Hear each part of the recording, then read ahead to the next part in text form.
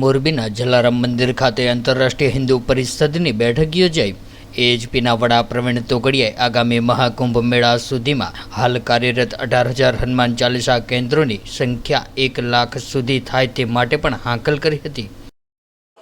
અને શહેરની society cherry ચાલીઓમાં દર શનિ કે મંગળવારે લોકોને એકત્રિત કરીને હનુમાન ચાલીસા કેન્દ્ર શરૂ કર્યા છે। કેટલીક જગ્યાએ ગામે ગામે વીર હનુમાન હિન્દુ રક્ષા યાત્રાઓ પણ શરૂ થઈ છે। આ હનુમાન ચાલીસા કેન્દ્ર હિન્દુઓની સુરક્ષા, સમૃદ્ધિ, સન્માનનું કામ કરશે। જરૂર પડે તો એક અવાજે હનુમાન ચાલીસા કેન્દ્ર લોકોને ઊભા પણ કરશે અને ગરીબોને અનાજ, ડૉક્ટર, ઓપરેશનમાં મદદ એવી ત્યાંના હિન્દુઓને મદદ કરવાની અનેક પ્રકારના સેવાકીય કામો પણ હનુમાન ચાલીસા કેન્દ્ર દ્વારા થશે।